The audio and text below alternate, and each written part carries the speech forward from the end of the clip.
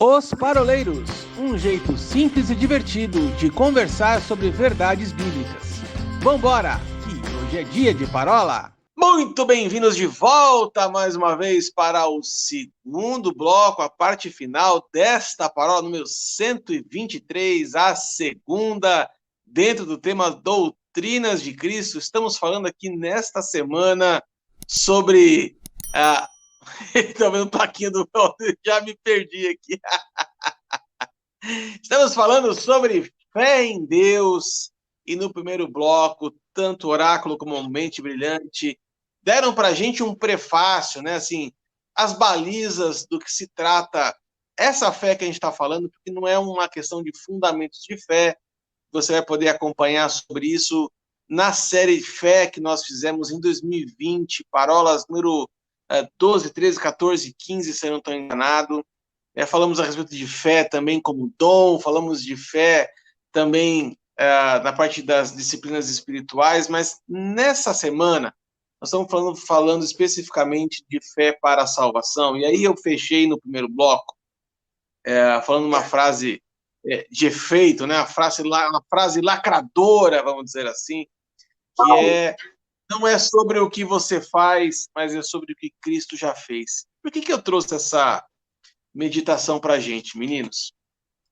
Paulinho já falou algumas vezes a respeito disso, eu não vou lembrar em que momento, porque já estamos há bastante tempo caminhando juntos aqui, mas essa fase, essa estação humanista que a gente vive, e aí esse humanismo parte de uma origem errada, né?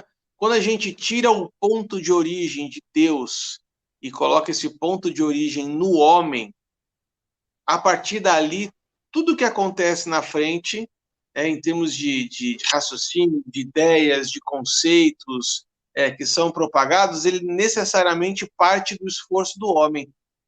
E aí a gente vai cair naquela questão das obras mortas que nós falamos semana passada, ou o que eu preciso fazer, o que eu preciso continuar fazendo, até quando eu vou precisar fazer. Senhor, será que aquilo que eu não tive a resposta foi porque eu não fiz o suficiente? Se eu jejuei 7, eu vou jejuar 14.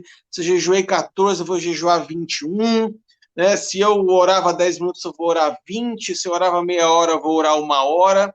E aí a gente se vê, muitas vezes, fazendo coisas e fazendo cada vez mais, não porque é necessário ou porque a gente queira, como o Paulinho disse, mas é que a gente entende que é a nossa meritocracia, a nossa performance espiritual vai lhe colocar a gente num lugar de salvação que, como o Ilcinho disse no bloco passado, não é por merecimento, é por graça. Então, toda vez que a gente sai do ponto de origem em Deus e traz essa origem para o homem, a gente vai entrar num contexto de merecimento, que é aí que, no meu entendimento, meninos, destrói todo o fundamento correto, né? Porque ele parte do que o homem pode fazer. Eu lembro muito de algumas vezes, a gente... eu lembro de, acho que uma escola dominical que a gente conversava sobre, e aí tinha muitas pessoas que oravam e diziam assim: Senhor, eu preciso saber se o Senhor ainda me ama, né? E aí a palavra já diz que o Senhor já amou quando nós ainda éramos inimigos, né? Então, assim, muita coisa que já é direito nosso, que já é garantia do que Deus nos deu, já foi feito. As Escrituras já dizem a respeito disso. Não é necessário a gente criar novos fundamentos, mas sim santificar aqueles que já são existentes. Foi aquilo que a gente falou semana passada. Então, a fé em Deus nos coloca num lugar, e aí eu não quero ser repetitivo, né? Falando novamente numa condição de filiação, né? Que foi o que a gente explorou na semana passada, mas a fé em Deus nos coloca num lugar de dependência. E o lugar de dependência, ele é exatamente o contraponto, e aí eu vou usar uma frase do Ilcinho, num dos livros dele, que ele citou, já não vou lembrar qual é mais, mas que ele fala que o orgulho é a raiz de todo pecado.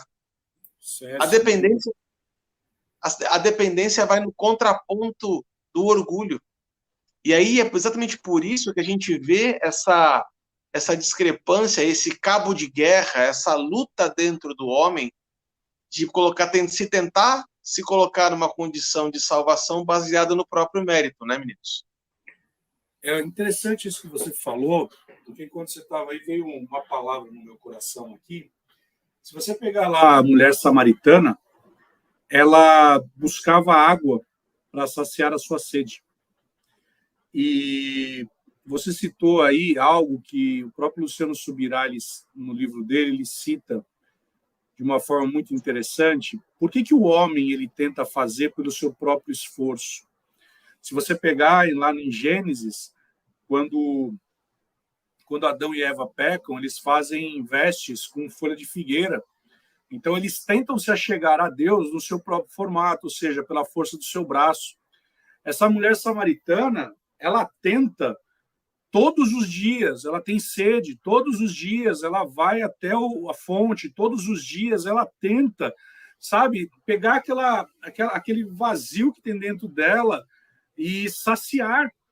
E a bem da verdade é que quando Jesus chega do lado dela, fala para ela, olha, se você beber água que eu dou, você não vai ter mais sede, porque eu vou saciar a tua sede, né?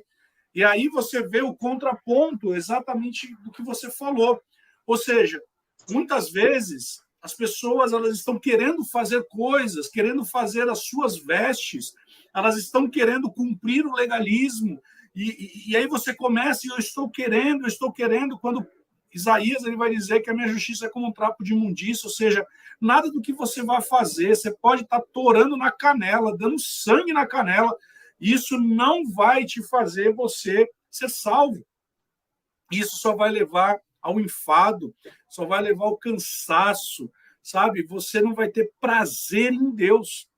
Eu duvido que você que está nos ouvindo, você que está nos assistindo, você já não teve uma experiência, até uma experiência própria, quando a pessoa aceita Jesus ou quando você aceitou Jesus, você ouve ou falou da seguinte forma, nossa, parece que um caminhão saiu de mim.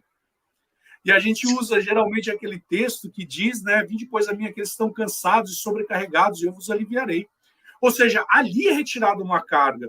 Quando a mulher samaritana ela entende disso, ela fala, opa, então é através desse cara aqui, é através de Jesus, é através desse homem que essa minha sede ela vai ser saciada, porque agora do meu interior, sabe, vai fluir um rio, vai fluir água, eu não vou ter mais essa sede, eu não vou ter mais fome. E aí nós pegamos lá, bem-aventurados aquele que tem sede e fome de justiça. Jesus ele fala, olha, eu sou a água viva. Opa, ali vai ter a sede sendo saciada. Eu sou o pão da vida, a fome vai ser saciada. E aí nós começamos a entender, Marta, Marta, pouca coisa você tem que fazer, mas você está aí, atribulada, para cima e para baixo. Mas, sabe, Maria, ela escolheu a melhor porção, e isso não vai ser retirado. E muitas vezes nós estamos como Marta, fazendo. E aí, só para concluir aqui, Luciano Subirá, ele fala a respeito disso. Ele vai falar a respeito de meritocracia. A meritocracia na Bíblia, ela só vai funcionar para um momento. É para o galardão. É só para o galardão. Mais nada. Porque a palavra fala que ele me atraiu com benignidade, ele me amou desde a eternidade. Ou seja, não há nada, e eu gosto do exemplo do que o Luciano Subirá dá, que ele fala assim, o meu filho, eu amo, independente do que ele fala. E ele conta uma história do filho dele que tirou uma nota baixa. Né? E acho que o Arthur contou algum dia essa história aqui. E aí ele fala, filho, não é pelo você tirar o 10 ou tirar o 5 que eu vou te amar mais ou menos. Mas o mérito de você ganhar algum brinde, alguma coisa, porque você foi bem, é porque você trabalhou. Ou não. Então, isso traz um alívio, uma libertação para nós. Porque aí nós vamos entender que não é pela força do nosso braço, e é aquilo como o Arthur ele abriu essa nossa parola, né, no primeiro bloco, em carros, outros confiam em cavalos, todavia nós confiamos no Senhor. Sabe, o Luciano anotou direitinho, né? No bate-papo que eu tive com ele uma vez, e ele anotou essas coisas todas, eu lembro direitinho. Ele anotando essa. Ainda bem que escreveu o livro, cara, senão ia ficar aí no esquecimento isso aí que eu falei para ele. Na verdade, no prefácio, na dedicatória aqui, ele fala assim: eu dedico ao Arthur Balesteiro. Aqui, ó. Aqui, gente, ó. Ó, aqui, ó.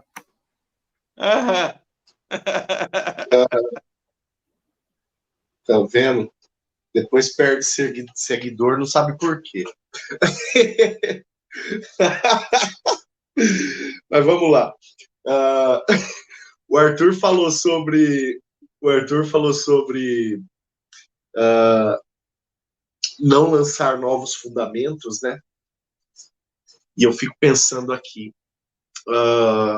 novos fundamentos nada mais é do que fundamentos que são concorrentes aos fundamentos que já estão estabelecidos pelo Senhor. E se a fé salvadora é um fundamento estabelecido pelo Senhor, isso significa que qualquer arremate, qualquer retoque, qualquer novidade que eu crie, nada mais vai ser do que uma concorrência àquilo que é perfeito. E aí eu tenho um problema. E aí eu tenho uma categoria de fé que pode ser muito perigosa, né? Eu fico pensando acerca de conceito de fé, por exemplo, tá? Será que a fé ela é um pressuposto, ela é absoluta ou ela é relativa?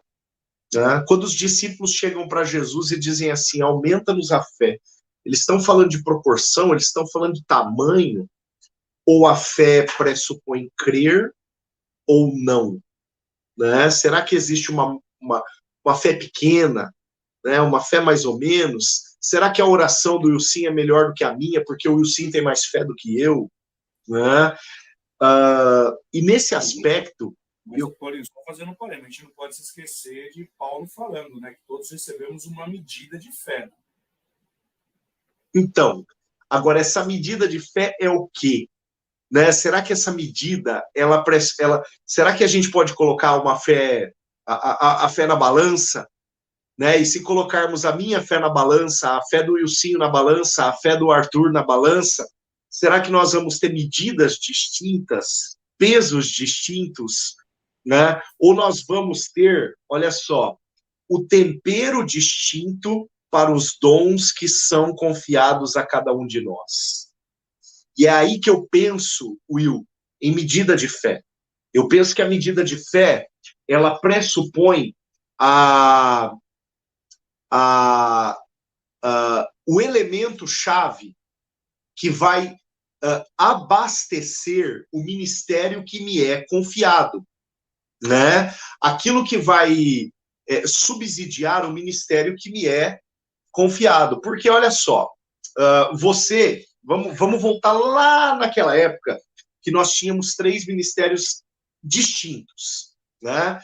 Eu movendo no pastoral, o Arthur movendo no ensino, você movendo na intercessão.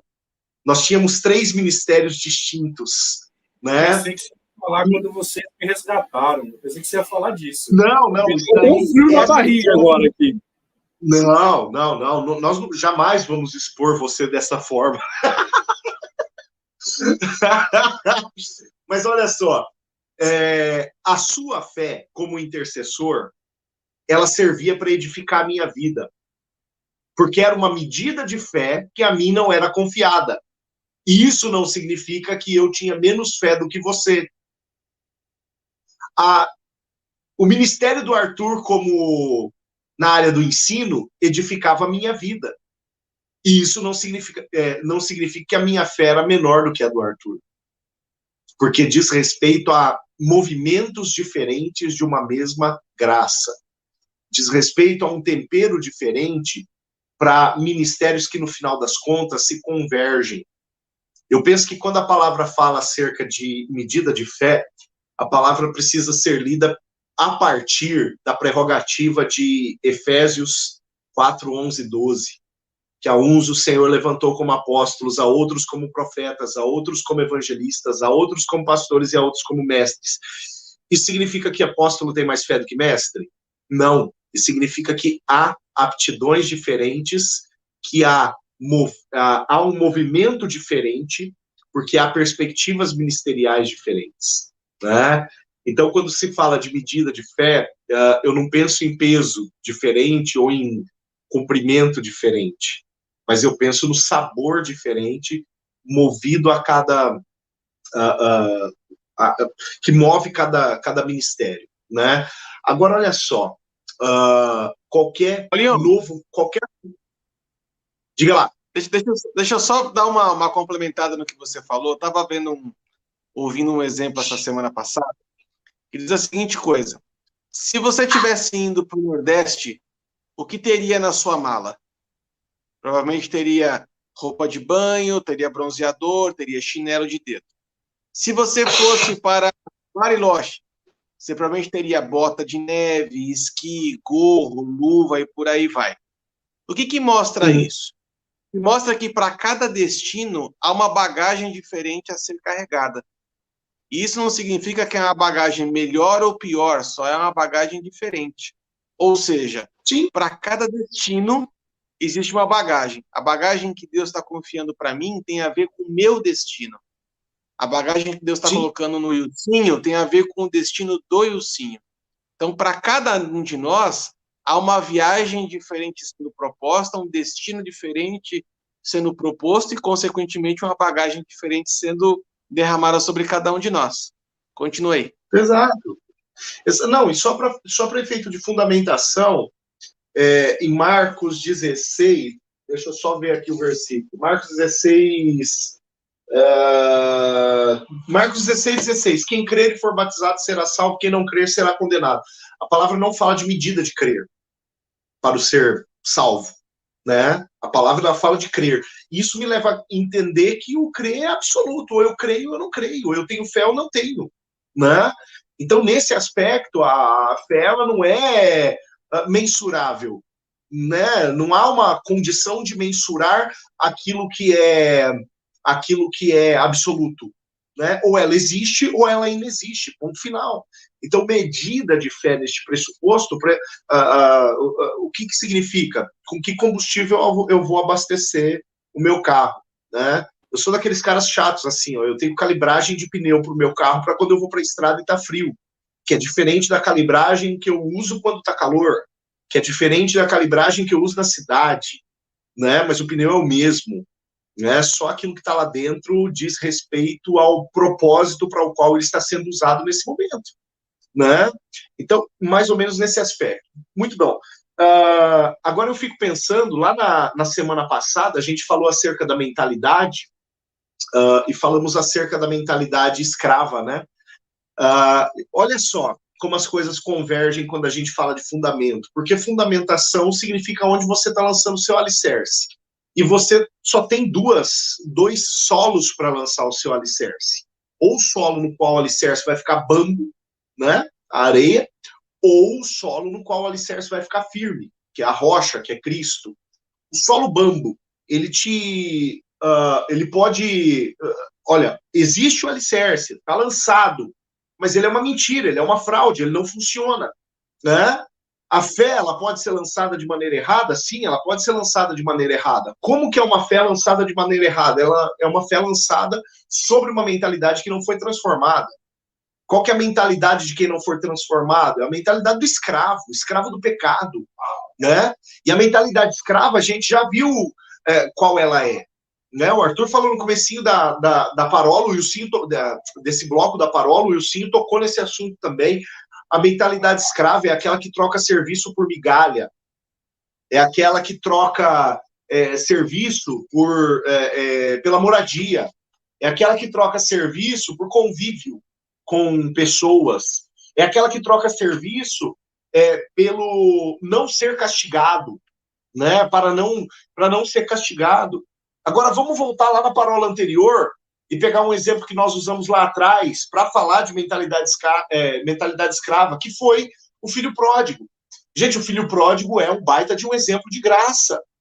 de alguém que pensou a partir de uma mentalidade escrava e disse assim, eu vou voltar para a casa do meu pai porque lá os trabalhadores estão se dando bem, esses caras têm comida, esses caras têm casa, esses caras têm convívio com outras pessoas e eu não tenho nada aqui, né? Então eu vou voltar. Aí quando ele chega, o pai o abraça, dá um anel, dá uma roupa, dá um churrasco, convida de volta para dentro de casa. Eu pergunto, qual foi o mérito que esse cara teve para receber tudo isso que ele recebeu? Nenhum. Isso é graça. E, em compensação, o irmão, por julgar, colocar a sua fé no legalismo, porque eu sempre trabalhei, porque eu sempre fiz, porque eu sempre aconteci, você nunca me deu um carneiro. Aí ele olha e fala assim, ei, que papo louco é esse? Tudo que é meu é teu, você podia ter pego ali. O campeão, você não pegou porque você não quis. Ou seja, você não entendeu o propósito, né? Will, são dois caras que criaram fundamentos diferentes. São dois caras que criaram fundamentos, que lançaram fundamentos novos. O filho, ele volta para a casa do pai com a mentalidade escrava, né? O pródigo, ele volta para a casa do pai sem imaginar que ele ia ganhar um anel, sem imaginar que ele ia ganhar uma roupa, sem imaginar que ele ia ganhar um churrasco, ele só queria ganhar um prato de comida que fosse melhor do que a lavagem de porco que ele estava comendo, né? Por quê? Porque ele já havia criado um fundamento novo. Ele já havia criado um fundamento novo, né? Aquele fundamento de troca de serviço por migalha, troca de serviço pela casa, troca de serviço por não ser castigado, troca de serviço por ter convívio, Isso né? Que nem era para ser um convívio de filho, bastava o convívio de empregado para ele. Olha a mentalidade escrava. Você lembra daquela mulher que ela vira para Jesus e fala assim, olha, cura minha filha? Ele vira e fala assim, não, mas eu não posso dar o pão para os cachorrinhos. Aí fala assim, não, mas eu posso ter a migalha. Essa mulher, ela experimenta de um princípio de graça, apesar de que não tivesse ainda aberto o plano todo de salvação diante dela, mas ela buscava as migalhas da mesa. E é o que você acabou de falar. Exato. Só que olha a ousadia. A palavra fala que ela era uma cananeia, né? Isso é Mateus 15, se não me engano. A palavra fala que ela era uma cananeia. Alguém que, na sua perspectiva de fé, ainda não tinha o direito, né, de querer se alimentar do pão da mesa. Ela fala assim, ó, do pão da mesa ainda não posso, mas aquilo que me cabe, né, eu quero dar uma bicadinha. Por quê? Justamente porque aí Jesus vira para ela, olha que legal. Jesus vira para ela e fala assim, mulher, grande é a tua fé. E se eu não estou errado, se isso de fato é Mateus 15, se a gente voltar um pouquinho antes, Mateus 14, Pedro toma uma invertida de Jesus e é chamado de homem de pequena fé. Você tem um homem de pequena fé que é apóstolo, lá em Mateus 14, quando ele afunda, né, andando sobre a água, e logo em seguida você vê uma mulher cananeia, né? Não, como é que a palavra fala? Filipenses, acautelai-vos dos cães. Né? É desse povo que está falando, né? Dos cananeus. Aí você vê, né? Você vê que ali essa mulher, ela experimenta de um princípio de antecipação daquilo que viria da cruz. Jesus... Isso é graça. Isso é graça. Isso exatamente. Porque vamos pensar o seguinte, né? Nas devidas proporções. Antes de eu e você aceitarmos a Jesus, nós éramos do povo cananeu. Porque o povo de Cã é o povo maldito. Ou seja, aquele que não aceitou a Cristo, João capítulo 3, verso 18, vai dizer que aquele que reconheceu a Jesus está salvo, não tem mais condenação. É salvo, perdão. É salvo. Agora, aquele que ainda não aceitou está condenado. Ou seja, o verbo ser, quando eu aceito a Jesus, me torna uma identidade. Agora, quando eu ainda não reconheci, se torna um estado. E isso inaugura para nós algo que, lá em Atos, capítulo 4, verso 12, diz assim, e não há salvação em nenhum outro, porque abaixo do céu não existe nenhum outro nome dado entre os homens pelo qual importa que sejamos salvos. De novo, a fé em Deus, ou seja, a fé no Filho de Deus. E isso não vem de vós, é dom gratuito de Deus, né? A palavra dom em inglês é gift, ou seja, é um presente. Bom, Ó, vocês estavam falando uma eu coisa, não errei, não. deixa eu dar uma pergunta.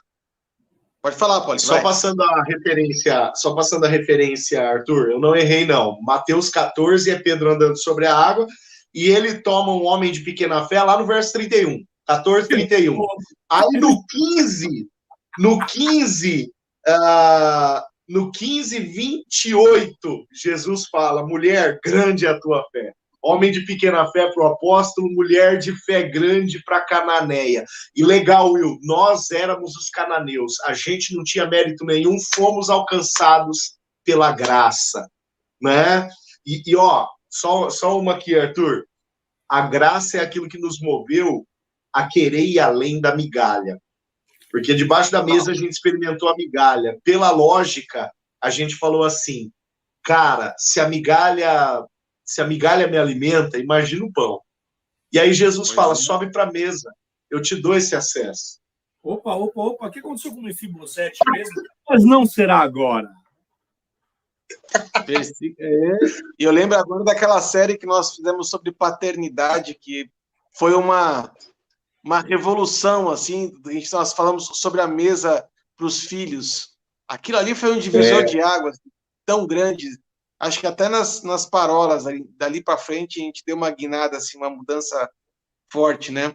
Mas eu queria encerrar esse bloco, que a gente já está com o horário avançado, de colocar, o Paulinho e o Cinho falaram a respeito de porção de fé, né? E aí eu não quero voltar nesse assunto, porção de fé, mas eu quero entrar na questão do objeto de fé. Ou seja, não existe uma quantidade de fé para ser salvo, mas existe um objeto de fé para ser salvo. Ou seja, não basta eu crer, eu preciso crer do jeito certo. Eu preciso crer da forma correta. Ou seja, não basta eu crer que Jesus existiu. E crer em Jesus não significa assim, não, eu creio em Jesus, eu sei que ele existiu. Isso é uma coisa. Outra coisa é falar assim, eu creio em Jesus, verbo encarnado, que desceu e morreu no meu lugar, num sacrifício substitutivo, e que tomou o meu lugar, no lugar do pecado. Eu acho que a gente tem que deixar isso bem pontual. Porque assim, não é só crer, é crer do jeito certo, crer naquilo que é certo. Porque a gente tem muita gente que crê em carros e em cavalos, eles também creem, mas não creem no certo, não creem naquilo que realmente é esse poder salvífico. Né, Will? É isso. O Rodrigo Silva, que eu admiro bastante, ele tem um livro que chama O Ceticismo da Fé. Ele fala algo bem interessante, tá lá em cima na minha biblioteca. Ele fala algo bem interessante, a diferença entre crença e fé. E muitas vezes a crença, ela pode ser um amuleto. E a fé é aquilo de fato que vai romper. E aí, de novo, Paulo falando a respeito da fé. Você que está nos assistindo, veja que hoje eu falei a respeito de autores que eu nunca tinha falado antes aqui. Né? Eu falei de Rodrigo Silva.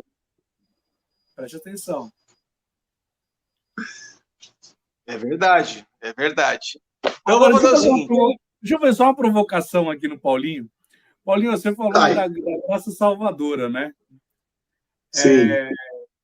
E a graça irresistível?